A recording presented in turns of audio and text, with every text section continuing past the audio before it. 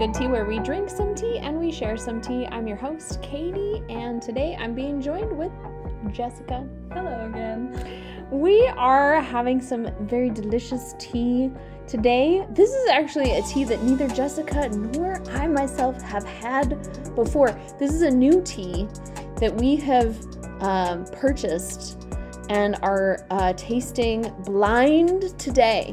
Indeed. We Yeah. haven't even sipped it yet. We just We're poured it. through pure faith that it's going to be delicious. I guess we have sniffed it. It smells so good, you guys. Oh my gosh. This is called Momo's Delight. It's by Jasmine Dragon Dehydrated Potions. And it feels like a very fall forward tea. I felt like it was very appropriate for the fall times. Yes. So we're having it now. And we're going to be talking about monsters. While we enjoy this tea today, as per usual, we'll be rolling a 20-sided dice to determine the random question that we get while we talk about scary monsters, silly monsters, creepy monsters, all the monsters. I'm really excited. This was a fun topic last year, so We'll see what kind of fun things we get this year. Try that. Did you sip the tea? Oh, Try that. I was kind of waiting for it to cool off a little bit. Nah, man, it's good. This one would be really good iced. Oh my gosh. Mm-hmm. Like, it smells fall, but it tastes summer. Oh my gosh. This would be a kind that you drink out on your front porch watching the sunset. Oh my or watching gosh. the sunrise. Anyway, delicious teas. Highly recommend. Would you like to roll the dice, Jess? Sure. Should we see what wonderful monster question we're gonna get? Sure. Oh, 7. I have an encyclopedia of monsters, so we'll see where this goes. Have I ever shown you that book? It's this thick. No.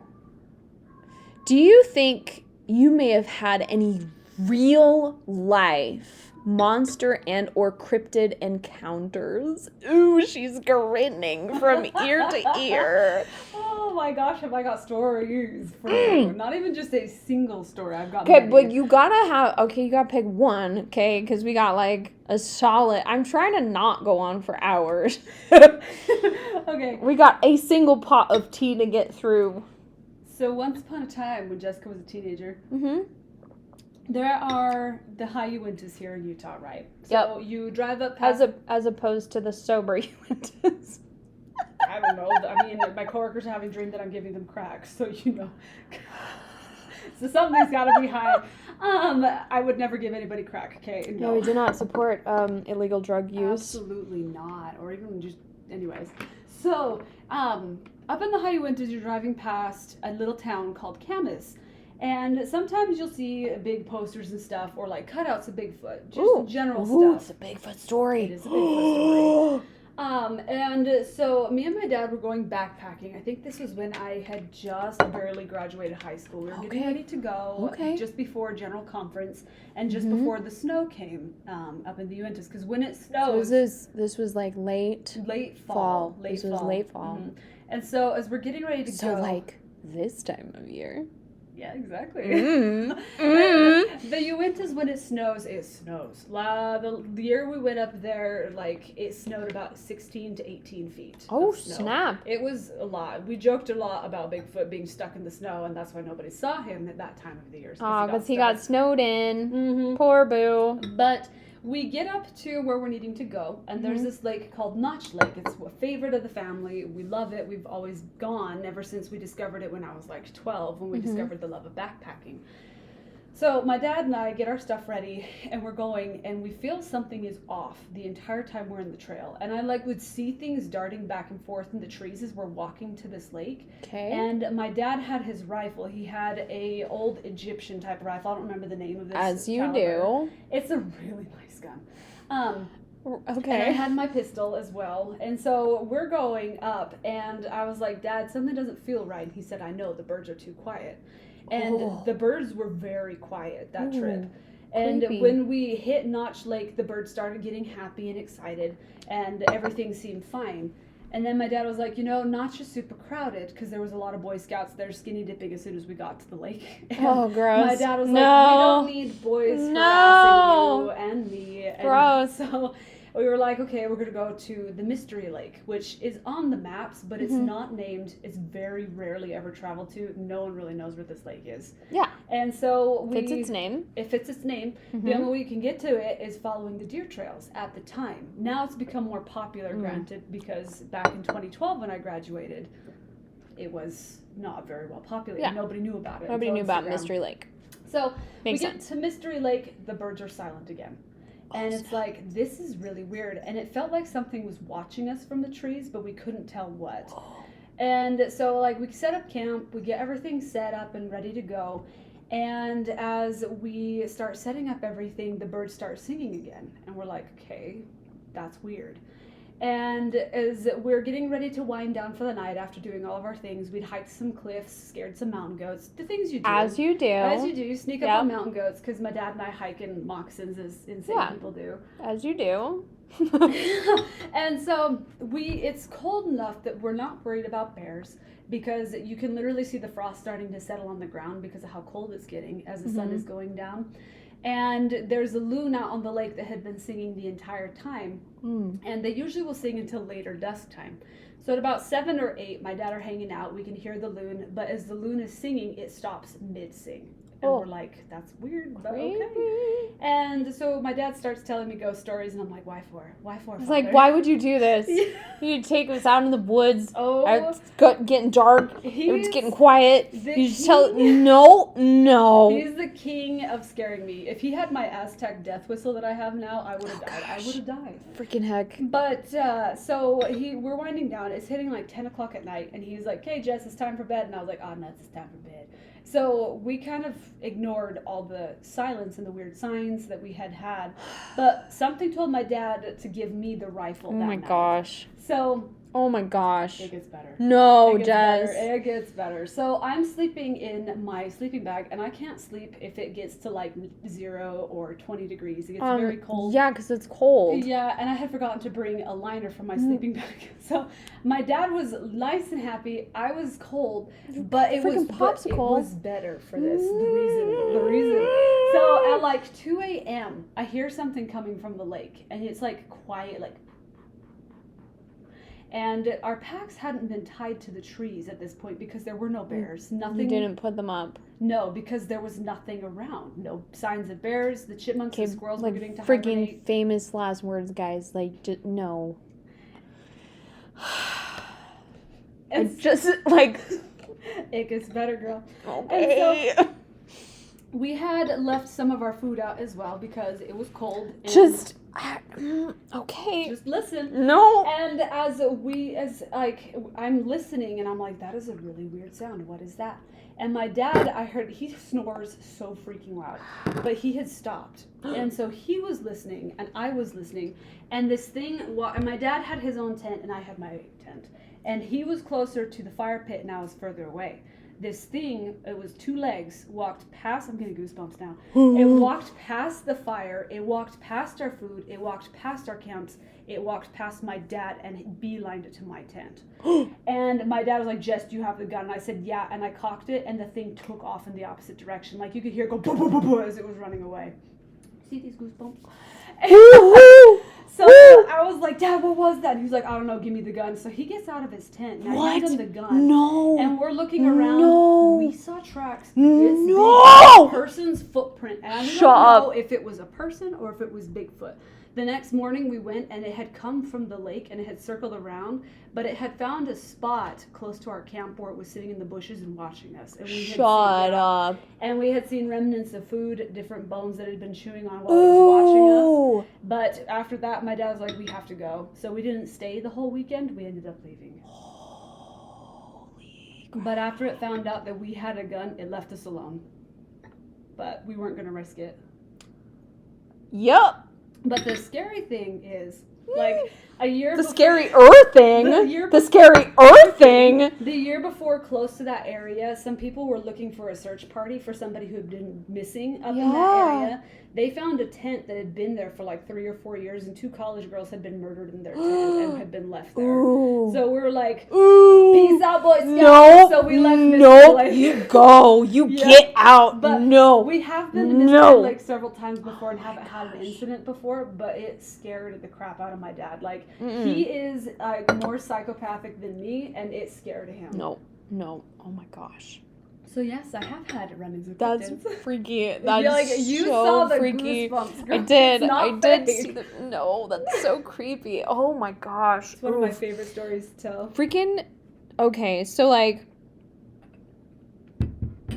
I've never had a actual like situation where I've been that like might have seen or heard something or whatever. I've seen all the like weird Monster Hunter shows or heard stories or stuff like that, right? Yeah. About Sasquatch or Bigfoot or those types of things. But like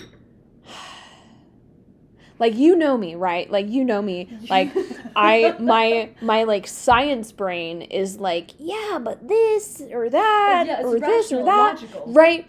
But like then there's the other side of me that we're like sitting here, right? And my house backs up against kind of the side of a mountain. Mm-hmm.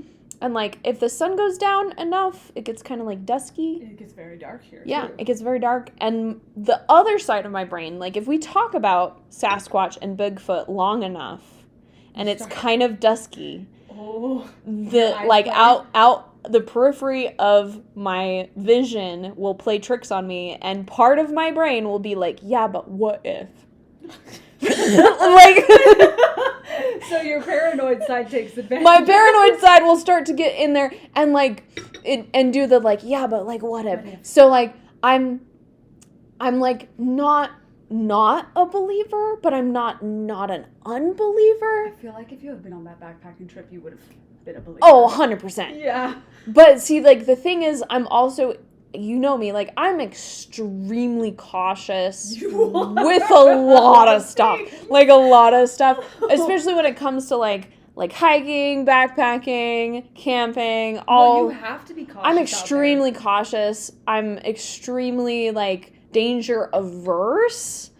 I don't like getting hurt. I don't like other people potentially getting hurt. Yeah. Even something like as simple as like you guys not putting your bags up or leaving your food out. I would have not stood for that.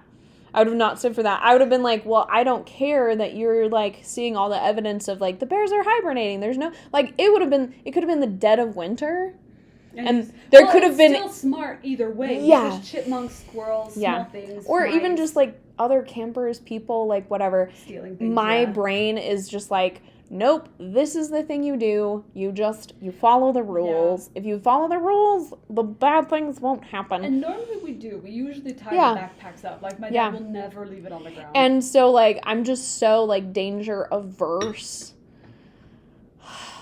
So, like, yeah, if I'd been there and experienced it, would I have become a believer and been converted immediately? Yes. But also, like, if I'd been there, I feel like there's also a side of me that won't ever experience stuff like that because I'm so hyper alert and just so, like, micromanagey that it's just, like, do I just, like, scare off all the vibes? I don't know. Maybe. I mean, I never sleep when I'm backpacking because it's so cold and I'm so paranoid too. Especially after you gotta invest in like a better sleeping bag. I mean, I did they are afterwards. Worth it. They are absolutely worth it. I need to get a new one now. Mine is so put. They're I haven't absolutely been worth backpacking it. in years though. Oh, I mean that's okay.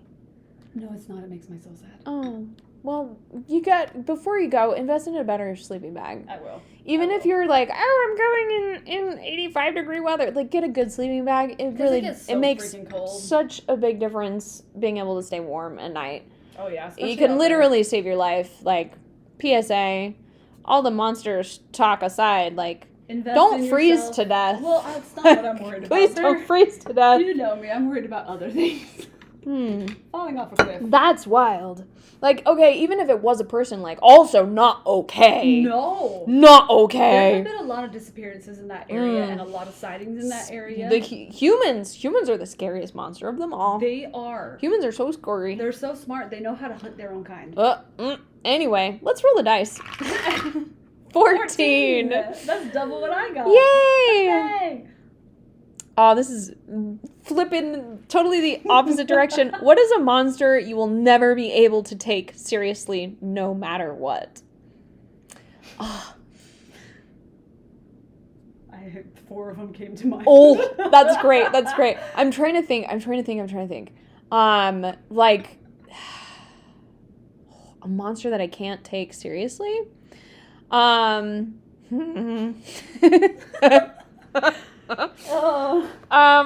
feel like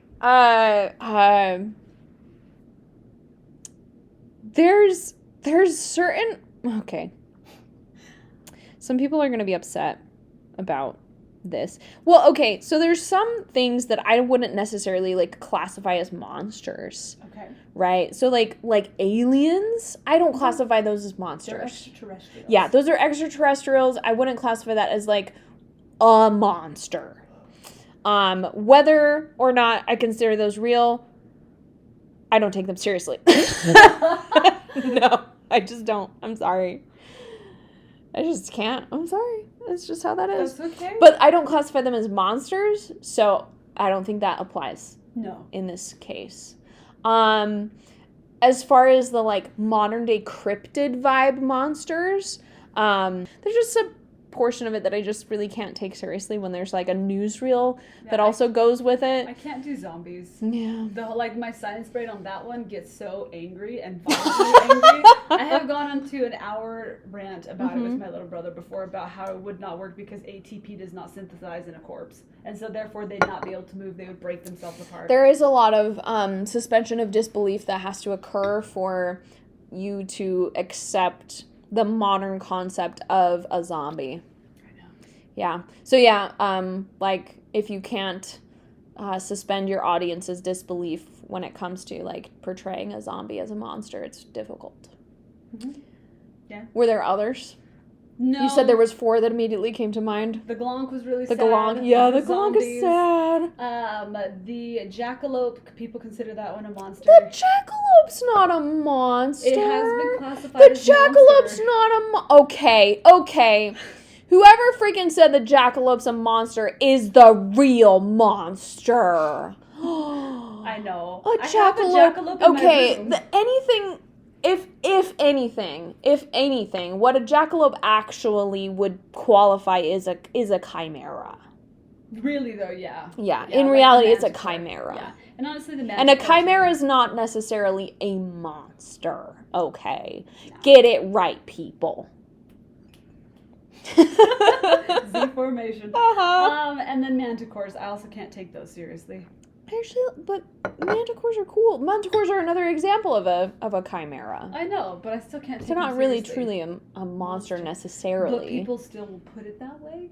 So you just don't like the Greeks? Is that what's up? No, I do like the Greeks. They make great food. They have great mythology. The Greeks. And I'm trying to think of the name of the other one. What is it? They're like the skeleton things that you fight in Skyrim, but it's a Celtic mythology. There's so many. So many, I know, and I can't think of the name of it. But anyways, one of those.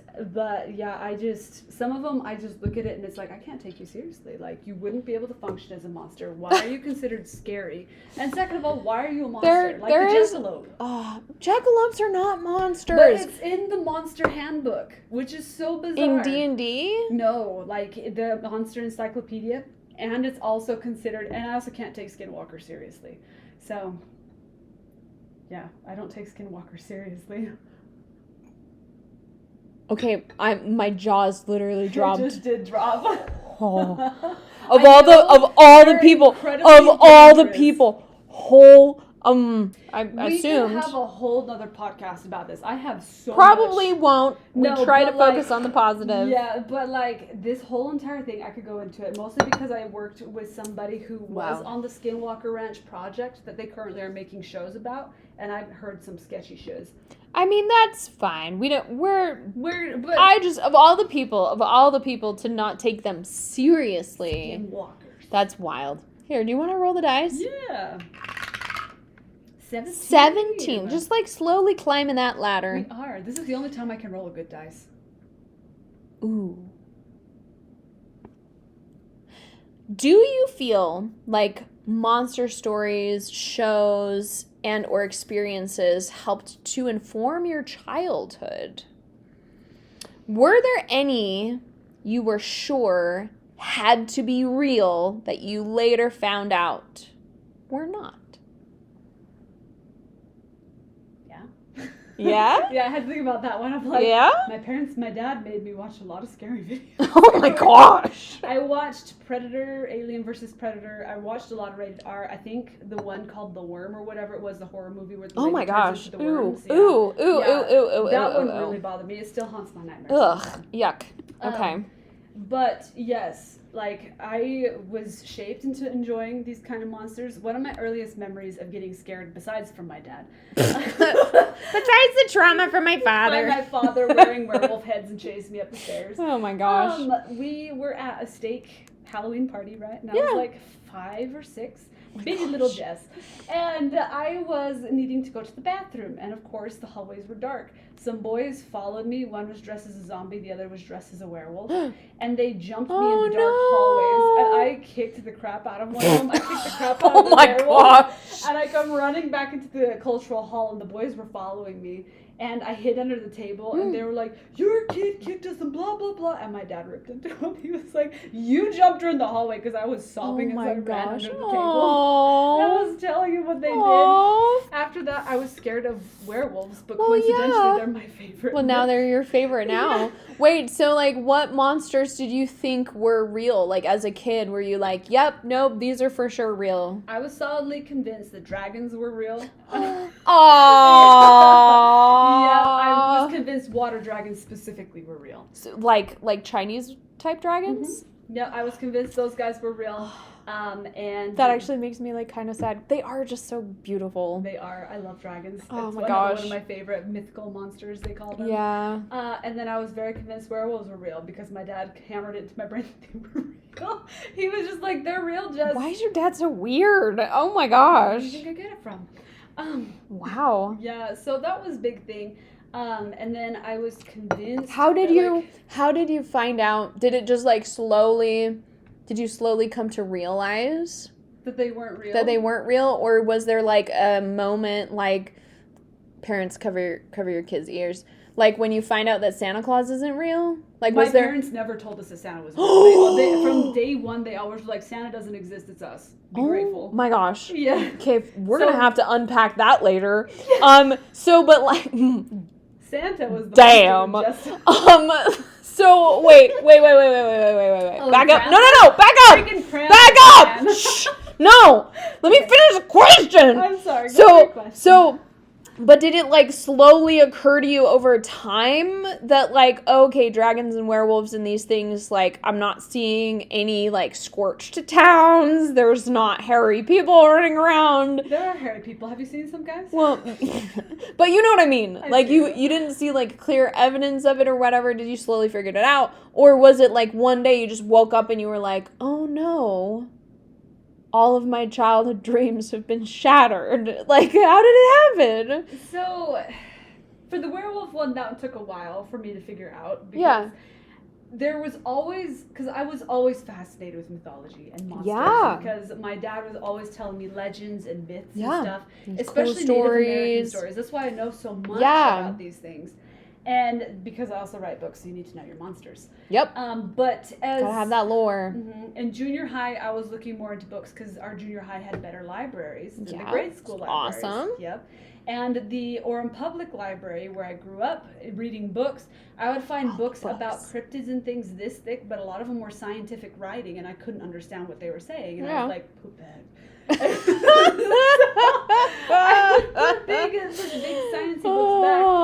And in junior high, I found like they had a section specifically dedicated to mythology. It was from your ceiling down. Like, whoa, it was like a big shelf. Yeah, that's cool. And so I found the evidence there of like dragons, not so much, but the werewolves was harder because they are all across mythology, all across the world. It's a very common trope in cultures that there is usually something in a culture of like man becoming beast, beast becoming man, like vice versa. So whether it was like for good or evil or whatever. Yeah, so like it was a pretty common trope. Always a shapeshifter somewhere. And that's what a werewolf is a shapeshifter. However, they are more of a cursed being. And so it took longer to be able to find evidence pointing that it doesn't actually exist, especially once I got more into like the sciencey biology side, saying that, you know, it physically cannot happen. So it was more of like a slow percolation. Transition. Yeah. So by like the end of junior high, after figuring out all the sciences, reading through biology textbooks like a madman, because that's what I was. It's kind of just this slow realization. Like that. This is the same thing for like dragons and stuff. Dragons, yeah. It mostly happened in grade school. Yeah. But my thought was in junior high when I was researching it is probably people found dinosaur bones. And they looked at it and were like, it's a dragon. And so... I mean, we as humans love to explain stuff. Exactly. So like, we love to be able to explain stuff. And so they said dragons, maybe. Yeah. Well, and just anything, right? Anything that's unusual, that's weird, that we couldn't explain, well, we have to be able to explain it somehow. There's even just some really great Arthurian legends that talk about the questing beast. Yes. I freaking love it. Like, if you guys don't know about the questing beast, it's a giraffe.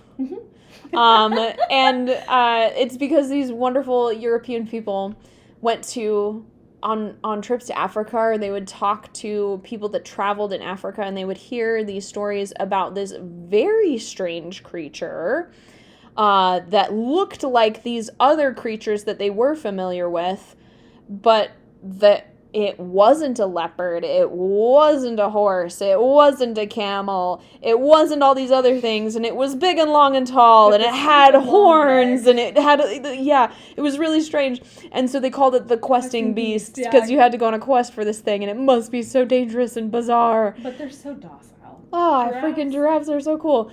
And they're real. Yeah. Right? And so it's a beautiful example of how, like, something real can be turned into a mythological creature, and how just as easily something unreal can become a mythological creature just as easily, because we like to have explanations for stuff that we don't understand. Because we're humans. Yeah. So easily you can stumble across, you know, a strange event in like nature and be like, how am I supposed to explain this to my people back home, or whatever, this weird fire or these weird bones or this strange tall creature with spots? What am I going to tell them that this is? I mean, they didn't know how to explain lions entirely for a long time. Yeah, how am I supposed to explain it? So It's wild. You like looking back through some of the stuff I researched. Like I found one of the books that my library had was a Chinese herb book and Chinese medicine that's book, cool. And it called for dragon bones, and it was just like, I'm pretty sure that was just ground up dinosaur bones. That or literally any big unidentified bone, right? So like they would be things like whale bones were commonly used, alligator, crocodile bones, like anything big that they didn't know what it actually came from. Was a dragon bone. Was probably a dragon bone, because it's like, well, here's a big thing that washed up on shore that we're like, I don't know what it was. Or like the whale head too, like it's really weird. Like on all the people haven't seen a whale skeleton, so they wouldn't know how to explain that. Yeah. Like dissection of both people and animals wasn't like really a thing for like a long time. It was a taboo sort of thing. Like, unless you were a butcher, then you're not really cutting stuff up. And as a butcher, you're not really cutting stuff up to learn about it. You're cutting it up to like cook it and eat it. The only ones who otherwise were doctors. Doctors were the only ones. Doctors and biologists and scientists. Yeah. So and dissection even then wasn't like a thing. No, it wasn't. So it was very different. It was a different time. It's kind of a crazy thing that we've learned as much as we have. Yeah. But yeah, wow. Yeah. Fun times. It took a long time. I still believe the jackalope might be real potentially. Well, whether it's real or not, It is not a monster. I know it's not a monster. I have it's a cute. fake stuffed one in my He's bedroom. just a cute little guy. 13. 13. Let's see. Monsters tend to reflect the fears, culture, politics, and pressures of a community at the time they became popular or arose. Are there any that stick out to you that really exemplify cultural fears, norms, or practices? Ooh. That's a really good question. Thank you. I really like, I don't really know if they qualify quite so much. I think so. Like witches. Yes. Witches are monsters. At least a lot of people consider them to be. Classification, as a group, would be, I think, classified as a monster. Mm-hmm. And I think fit this really well throughout different cultures, because at different time periods and depending on what culture you're looking at, a lot of times they're considered bad. Yeah. Right? A lot of times they would be like a scapegoat. Oh, yeah. For sure. Kind of used to ostracize people. Oftentimes women, but also men. Yeah, more rarely, but also men. It was an easy way for people to be like, here's the people on the fringes that we don't really like and we kind of want to get rid of. And this was an easy way for us to be like, oh, well, we don't really like them. We don't like what they do. There's bad stuff happening in town, so we're going to blame it on these people that we don't like. We're going to call them a witch. Yeah, which is a lot of what the Salem witch trials did. Yeah, and basically witch trials that Everywhere. you can see everywhere. There's similar patterns, and you can see kind of that similar pattern throughout, like, history of witches and witch trials popping up. You see that in like folklore and stories and stuff too. Yeah, witches getting burned. Of witches, whether they're like good or bad, they can kind of play that role as like the scapegoat, mm-hmm. and they can be sometimes the protagonist, sometimes the antagonist. A lot of times they can be like neutral. Yeah. Kind of have that neutral ground, and they can like play either side, which can be kind of useful in the folklore and in the story. But I do like to kind of study and understand, because it can really shed light on, okay, where was that culture at that time? Mm-hmm. So you can really shed light on where were we at? Yeah. Right? Where were we at as a people? How did we see this group of people, right? What did we value? What did we undervalue? How did we treat people? What did we consider to be acceptable? What did we consider to be unacceptable? And what did we do about it? Yeah. Right? It's very interesting. Even something as simple as like the story of Hansel and Gretel. I was reading an adaptation of that the other day. Even the story of Hansel and Gretel, and how it was kind of acceptable. Like, it wasn't okay for the parents to kill their kids. But they would abandon them in the woods. Yeah, but it was totally okay for them to abandon them in the woods as long as the parents weren't the ones that killed their kids. Which is still the same. As long as they, like, led them off and just were like, okay, well, if nature kills you, like, that's okay.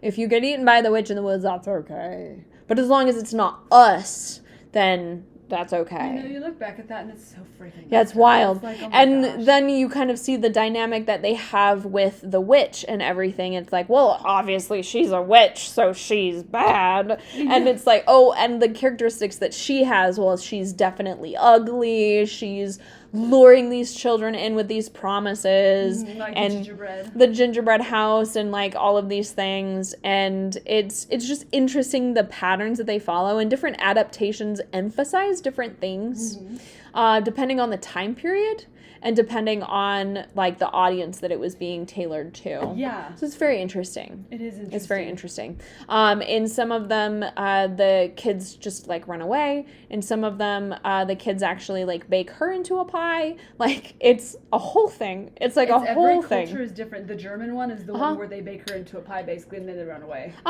Yeah, it's a whole thing. So I like witches as a monster because of the things that it can teach us about ourselves. Oh yeah, humans are so bizarre. We're wild, we're crazy, and I love the things that they teach us as essentially being like a mirror that we can use to look back on our own cultures and our own like growth and the changes that we've made. And this is why I like witches. Every now and then there's good witches. I know. And so like they're not all Wizard of Oz, like we have the Glenda the Good Witch. Yeah, and so sometimes there's good witches, sometimes there's like the neutral witches. I love like the Baba Yaga witches. Stories of Baba Yaga are so interesting. Typically there's usually like a coming of age story for like women and like growing up and becoming like a wife and a mother and learning skills, and Baba Yaga is either gonna like punish you or like help you to gain the skills that you need to be like a good wife and mother, or like she'll steal away and kill your something children. like that, or like help you deal with your nasty stepmother or whatever. But I do actually really like Baba Yaga. She's creepy. Her house is creepy. Her house is real creepy. She's weird, but she more often than not tends to play a protagonist role, which I actually appreciate about that. Yeah. But witches are very interesting. It's interesting you say that because in Brazil, the witches are revered as very wise people. See? And so because they're the herbalists. And so if you ever were sick, you had a broken bone, you would call the local village witch to come and help you out and to fix your problems. However, there is a difference between witchcraft, macumba, which is the darkest witchcraft in Brazil, and just regular white magic, which is still macumba, but not quite as bad. Brazilian witchcraft is a whole nother interesting thing. But there still are scary stories about the forest witches from the Amazon that will come and kill you. Yeah.